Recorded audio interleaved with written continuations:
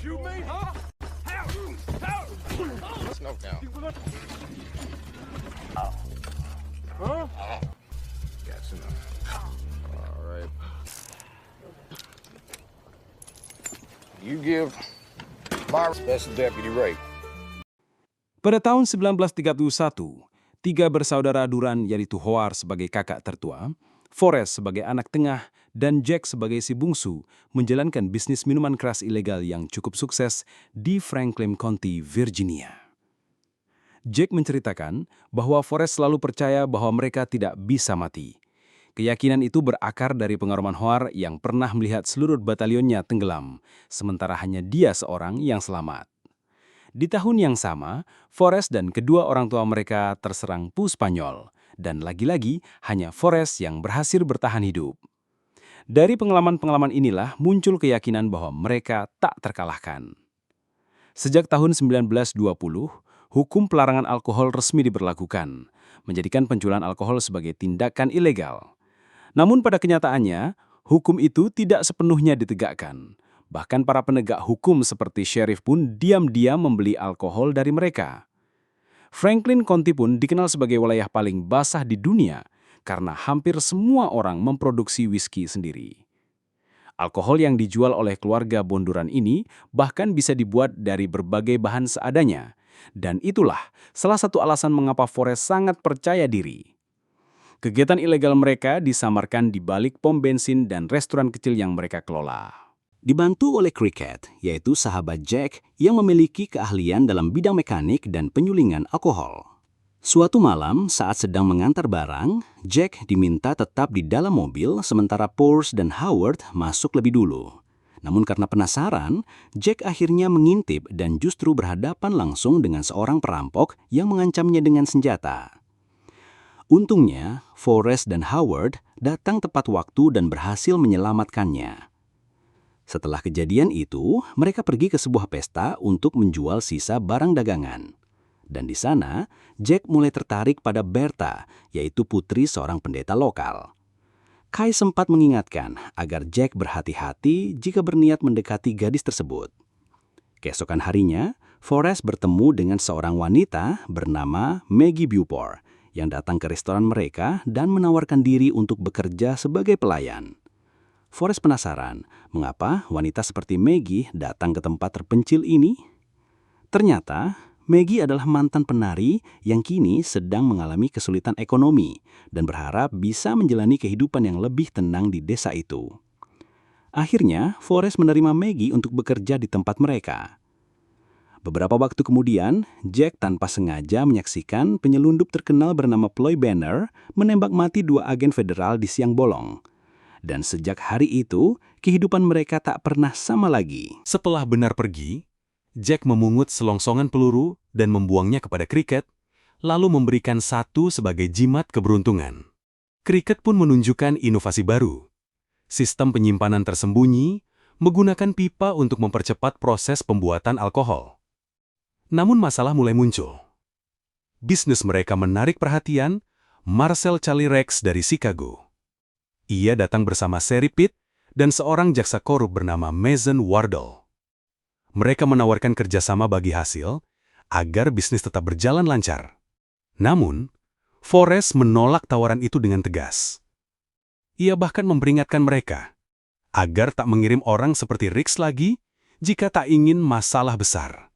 You say you went with the bow tie around here again? I guarantee you personally pull a figure out of his skull. Malam harinya, Forrest mengadakan pertemuan rahasia dengan para penyelundup lain untuk membahas tekanan dari pihak berwenang. Meskipun sebagian besar merasa terancam, Forrest tetap teguh menolak membayar siapapun. Bahkan, jika Wardle digantikan oleh orang lain, ia tetap mengajak mereka bersatu melawan kekuasaan. Namun, tak satu pun dari mereka yang berani ikut. Keesokan paginya, Sheriff memperingatkan Rex agar tidak memperkeruh situasi. Tapi, Rex justru semakin tertantang, terutama setelah tahu bahwa Forrest menganggap dirinya tak bisa dihancurkan.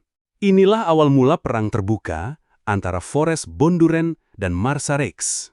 Sementara itu, Jack mulai frustasi.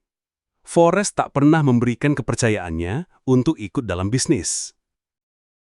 Bahkan, ia tidak diizinkan menyentuh alkohol sedikit pun. Karena merasa diremehkan, Jack akhirnya melanggar aturan. Ia meminum 1 botol dan pergi ke gereja hanya untuk melihat Berta. Namun, justru mempermalukan dirinya sendiri dan buru-buru melarikan diri, meski gadis itu tampak mulai tertarik padanya. Dalam perjalanan pulang, Jack singgah ke rumah Cricket dan secara tidak sengaja mempergoki Rakesh yang sedang mencari informasi tentang keluarga Bonduran. Tanpa banyak bicara, Rakesh langsung memukuli Jack habis-habisan sebagai peringatan bagi kedua kakaknya. "Just want to get you, kill you. We coming for them next. Don't touch me." Ketika Forrest mengetahui hal itu, ia mengatakan bahwa jika Jack benar-benar ingin terlibat dalam bisnis ini, maka ia harus siap menanggung segala risikonya. Namun, Forrest tetap kecewa karena Jack membiarkan dirinya dihajar oleh orang seperti Rakesh tanpa melawan. Keesokan harinya, anak buah Rakesh datang ke restoran dan mencoba menakut-nakuti mereka. Tetapi Hoaranted langsung keluar dan menghajar mereka karena berani mengganggu adiknya. Ketika pertarungan mulai tak terkendali, Forrest menghentikan Hoaranted dan meminta anak buah Rakesh untuk menyampaikan salam darinya kepada atasan mereka. Malamnya, Maggie yang baru pulang ke apartemennya dicegat oleh Rakesh yang tinggal di gedung yang sama. Ia mencoba mengorek masa lalunya sebagai penari. Namun Maggie dengan tegas memintanya untuk minggir. Keesokan harinya, Hoaranted sedang bersiap membuat barang dan meminta Forrest untuk kembali sebelum jam 11 malam karena ada pembeli dari luar kota. Hor meyakinkan bahwa ia tidak pernah mengecewakan saudaranya. Di sisi lain, Jack yang mengenakan jas peninggalan ayahnya pergi menemui Berta. Meski diingatkan bahwa ayahnya akan marah jika tahu, Jack tetap memberanikan diri untuk berbincang sebelum akhirnya lari terburu-buru agar tidak ketahuan. Malam itu di restoran, Forrest menyadari bahwa Howard belum juga kembali. Ia meminta Cricket untuk menutup tempat bersama Maggie. Saat keluar, Forrest melihat Maggie sedang diganggu 2 pria mabuk. Dengan emosi yang tak terbendung, Forrest menghajar mereka tanpa ampun, lalu mengusir mereka pergi. Setelah restoran ditutup dan Maggie hendak pulang, Forrest disergap oleh 2 pria yang sama. Mereka menyayat lehernya dan meninggalkannya nyaris tewas. Beruntung, May kembali untuk mencarinya dan berhasil menyelamatkannya meskipun ia sendiri dipukuli dan dilecehkan oleh mereka. Itu adalah sebuah kejadian yang ia sembunyikan dari Forrest agar ia tidak membalas dendam. Saat Forrest dirawat di rumah sakit, Maggie datang dan membuatkan tas miliknya. Walaupun kesal dengan keadaan ini, ia lega Forrest selamat. Ia pun menyampaikan bahwa ia akan pergi. Tapi Forrest yang mulai menyukai Maggie sadar bahwa tempat ini bukan tempat damai yang ia cari. Maka ia memintanya tinggal di restoran untuk sementara agar lebih aman, setidaknya sampai kedua pria itu ditangani. Di waktu lain, Jack mencoba meyakinkan Howard bahwa dia punya cara untuk menjual sisa barang dan pensiun dari semua ini. Tapi Howard masih terlalu marah karena merasa mengecewakan Forrest. Jack sadar bahwa semakin ia menantang Rakesh, hanya akan membawa masalah. Apalagi setelah kejadian tragis dengan Forrest. Ia pergi ke rumah sakit dan mencuri kunci gudang penyimpanan minuman. Lalu ia mengajak Cricket menjual sisa barang. Di tengah perjalanan, mobil mereka kehabisan bensin. Namun Cricket berhasil mengganti bahan bakar dengan alkohol dan mereka tetap melanjutkan perjalanan. Saat transaksi berlangsung, mereka kemudian disergap oleh anak buah Ploy Banner. Jack yang terdesak mengaku sebagai keluarga Bonduran. Hal ini justru menyelamatkan mereka, karena Banner menghormati keberanian Bonduran melawan Rakesh. Jack dibayar dengan jumlah besar, lalu Banner memberinya kertas berisi alamat penyerang Forrest. Ia menjelaskan bahwa mereka adalah mantan penyelundup yang kini bekerja sebagai deputi marshal untuk Rakesh demi lolos dari hukuman. Jack kemudian pulang dengan bangga dan menunjukkan uangnya kepada Forrest yang baru pulang dari rumah sakit, lalu memberinya kertas itu. Jack juga mengambil bagiannya dan menyarankan agar mereka membalas dendam malam ini. Dengan uang hasil jualan, Jack membeli kamera baru dan mobil baru, lalu pergi menemui Bertha. Mereka saling memotret, tersenyum di bawah cahaya senja. Namun saat kembali ke rumah, Jack mendapati Forrest dan Howard telah pergi untuk balas dendam tanpa mengajaknya. Maggie mencoba menahan, namun Jack tetap menyusul. Saat tiba di lokasi, Jack melihat kedua saudaranya telah menyiksa dan membunuh para pelaku. Karena Jack ingin terlibat, Howard memberinya salah satu testis korban untuk dikirim ke Rakes sebagai pesan balas dendam. Keesokan paginya, Rakes mendengar ketukan di pintu. Ia membuka dan menemukan sebuah bingkisan misterius. Saat dibuka, di dalamnya terdapat toples berisi organ tubuh manusia. Dalam beberapa minggu berikutnya, Banner justru menjadi pelanggan tetap mereka. Jack dan Cricket resmi bergabung dalam tim dan mulai melakukan pengiriman walau harus dikejar-kejar polisi. Namun Rakes tidak tinggal diam. Ia menghancurkan semua alat penyuling mereka. Hingga akhirnya mereka menginvestasikan keuntungan untuk membangun alat penyuling baru di tengah hutan. Cricket juga memodifikasi kendaraan mereka agar lebih cepat dan lebih kuat dari mobil polisi. Di sisi lain, Jack terus mendekati Bertha, meski selalu dikejar oleh ayah sang gadis. Para penyelundup lain akhirnya menyerah dan bekerja sama dengan Wardell. Kecuali satu orang, yaitu Spawn, sepupu Bonduran, yang kemudian disiksa dengan brutal oleh Rakes. Suatu malam, Maggie yang mulai menyukai Forrest merasa bosan karena Forrest terus berjaga di malam hari. Ia mendatangi kamar dan berhubungan dengannya. Keesokan harinya, mereka dikejutkan dengan tubuh Spawn yang hampir mati dan ditutupi bulu ayam. Sebuah pesan menyeramkan dari Rakes. Jack lalu menjemput Bertha dengan mobil barunya. Ia membujuk gadis itu untuk ikut bersamanya. Jack memberikan gaun indah lalu membawanya ke tempat penyulingan rahasia.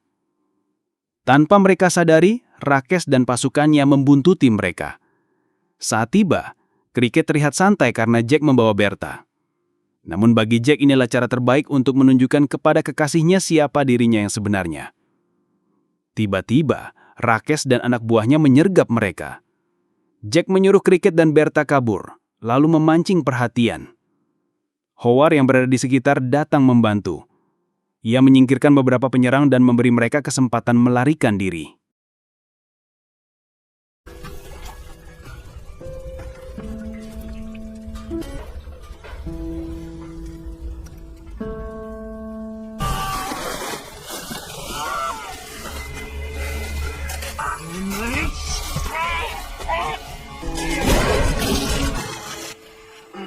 Sayangnya, Cricket dan Bertha tertangkap. Bertha dibawa pulang, sementara Cricket dibawa ke tempat terpencil dan diakhiri hidupnya oleh Rakes. Seluruh lokasi penyulingan diledakkan habis. Di restoran, Jack meminta maaf, namun Forrest sangat marah. Saat itu, Howard datang dan memberi kabar bahwa Cricket telah tewas. Jack terdiam, hancur, tak percaya sahabatnya telah pergi. Pemakaman Cricket pun digelar.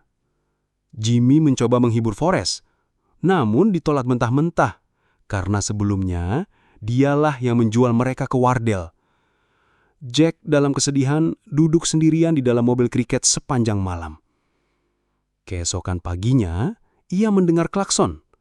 Ternyata sheriff. Ia menyampaikan bahwa mereka tidak terlibat dalam kematian Cricket.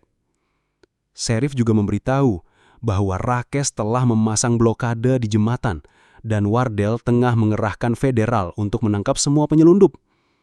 Tanpa berpikir panjang, Jack mengambil senjata dan pergi menggunakan mobil Cricket. Howard yang melihatnya segera memanggil Forrest untuk menyusul Jack. Sementara itu, Maggie memohon agar Jack tidak pergi. Ia mengaku bahwa dialah yang membawa Forrest ke rumah sakit. Dan Forrest akhirnya sadar bahwa Maggie juga menjadi korban malam itu.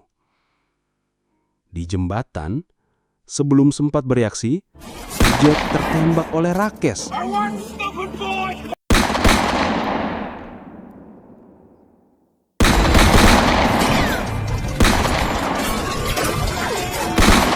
Tembak pecah.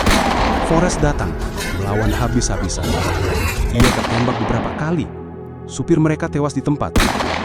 Sheriff mencoba menenangkan situasi, tapi para penyelundup lainnya datang dan mengarahkan senjata ke polisi. Namun Rakesh tetap menembak Forrest hingga Sheriff yang ingin berdamai akhirnya menembaknya di kaki. Rakesh melarikan diri. Jack marah mengambil senjata dan mengejarnya, dibantu oleh Howard. Karena luka yang parah, Rakesh tak bisa lari jauh.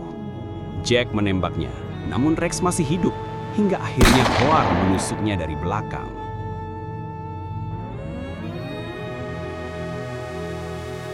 Desember pun tiba. Masa larangan alkohol resmi berakhir. Wardell ditangkap atas tuduhan korupsi. Ketiga saudara bonduran akhirnya hidup tenang. Jack menikah dengan Bertha, Forrest dengan Maggie, dan Howard dengan wanita asal Martin Sylvie. Kini mereka semua bekerja secara legal. Sekitar 10 tahun kemudian, saat berkumpul di rumah Jack, Forrest yang mabuk berat berjalan ke Danau Bekir. Meski sempat keluar hidup-hidup, ia akhirnya meninggal karena pneumonia, mengakhiri legenda dirinya yang selama ini dianggap tak bisa dihancurkan. Dalam hidup, kekuatan bukan hanya soal fisik atau keberanian melawan hukum, tapi tentang bagaimana seseorang bertahan dalam luka, kehilangan, dan pengkhianatan. Kisah keluarga bonduran mengajarkan kita bahwa keyakinan bisa membuat seseorang merasa tak terkalahkan. Tapi pada akhirnya, manusia tetap rapuh di hadapan kenyataan hidup.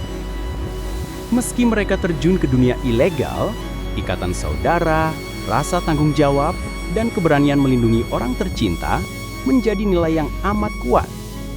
Namun, keberanian tanpa kebijaksanaan seringkali membawa luka dalam. Bendam, ego, dan rasa tak terkalahkan dapat membutakan segalanya, bahkan menghancurkan yang paling berharga, termasuk cinta, persahabatan, dan masa depan. Dan dari semua itu, mungkin pelajaran terbesar adalah tidak ada manusia yang benar-benar kebal terhadap kehidupan. Sekuat apapun tubuh, sekeras apapun jiwa, pada akhirnya semua orang akan memiliki titik akhir.